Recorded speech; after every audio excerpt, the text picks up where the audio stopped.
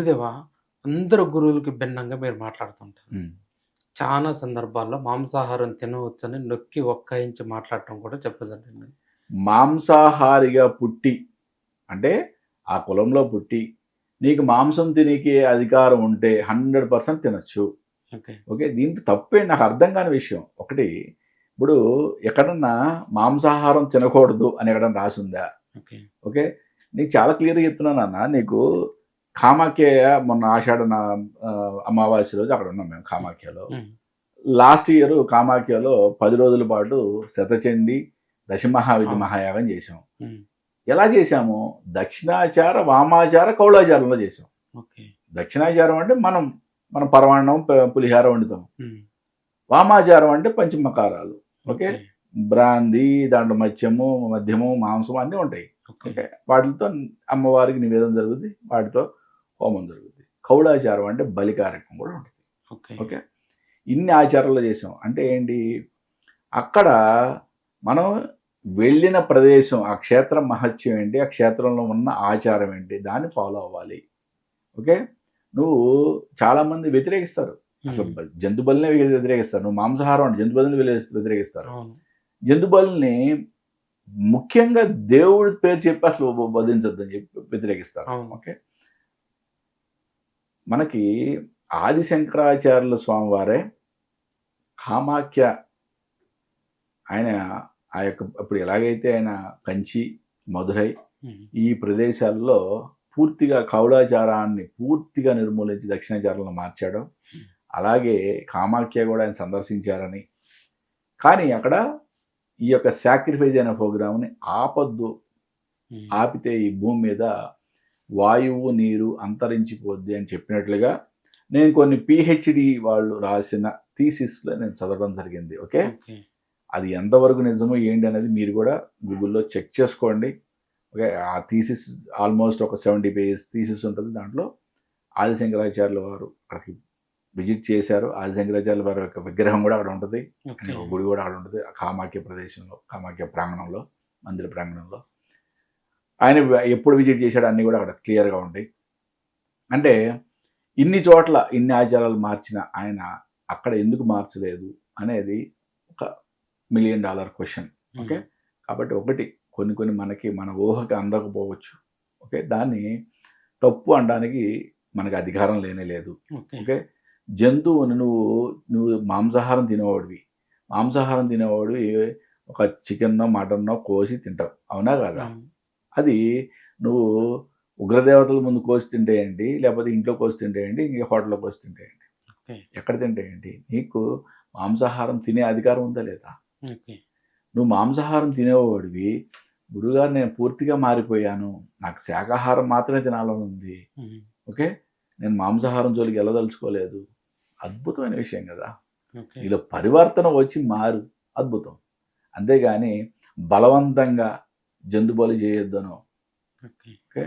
ఇదంతా కూడా భగవంతుడు ఈ ప్రాణుల యొక్క బ్యాలెన్సింగ్ కోసం పెట్టిన సిస్టమ్ అని నేను నమ్ముతా. చాలామంది గురువులు స్టేజ్‌ల మీద కూడా చెప్తున్నారు. మాంసాహారాన్ని మీరు ఎంకరేజ్ చేయొద్దు హ్మ్.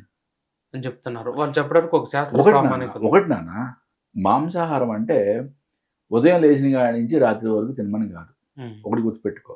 ఇవాళ కల్చర్ ఎట్లా ఉంది? ఓకే. ఆ గురువులు చెప్పటానికి కూడా వెనకాల భావం అర్థం చేసుకోండి first of all. Okay. Okay. వెనకాల భావం 3 AM బిర్యానీ అని పెడతాడు. హ్మ్. ఓకే. 2 గంటల నుంచి క్యూ ఉంటది. అర్ధరాత్రి 2 గంటలకు, 3 గంటలకు బిర్యానీ ఏందయ్యా? చికెన్ బిర్యానీ, మటన్ బిర్యానీ నాకు అర్థం కాక అడుగుతున్నాను. అంటే ఎప్పుడు తినాలి మాంసాహారం? ఎప్పుడు తినాలి? సైంటిఫిక్‌గా కూడా ఆలోచించండి. ఆ తిన్న ఆహారం ఎప్పుడుకి అరుగుద్ది? ఇవన్నీ ఆలోచించి ఫాలో అవ్వండి. అంతేగాని నాకు ముక్క లేనిదే నాకు ముద్ద దిగదు అంటే గొప్ప ఏంటి ఏమన్నా? హ్మ్. అదేమన్నా గొప్ప ఫీలింగా? నువ్వు మాంసాహారం అయితే అయ్యుండొచ్చు. నువ్వు మాంసాహారం తింటున్నావు అని చెప్పి కోళ్ళ ఫారాలు పెట్టి, ఓకే. మేకల ఫారాలు పెట్టి పెంచి చంపడం తప్పు. ఓకే. అది తప్పు. అంతేగాని జీవాల యొక్క బ్యాలెన్సింగ్ కోసం చేసే వాటెవర్ వారానికో, నెలకో నీ ఇష్టం. అదేదో ఉంటది. నీ ఆచారం ప్రకారం. ఎప్పుడో తిన్నావంటే దాని తప్పే కాదు. ఓకే. అంతేగాని పొద్దున్న లేచిన కాడి నుంచి రాత్రి పడుకునే వరకు ఉమ్, అదొక యుద్ధ ప్రాతిపదికలా పెట్టుకొని ఓకే. 3 పూట్ల మాంసాహారం తినే వాళ్ళు నేను చూసా. ఉమ్, ప్రతిరోజు మాంసాహారం లేకుండా ముద్ద దిగిన వాళ్ళు నేను 3 మంది చూసా. ఓకే. అది తప్పు. ఇప్పుడు నీ కోసం అసలు జీవులు సృష్టించడం ఏంటి? ఉమ్, కోళ్ళు సహజంగా పెరగాలి. పెరిగిన దాన్ని మాంసాహారులు తినొచ్చు. ఓకే. ఆ పెరుగుతి వాటిని చంపుకొని తినొచ్చు. అంటే తప్పే లేదు.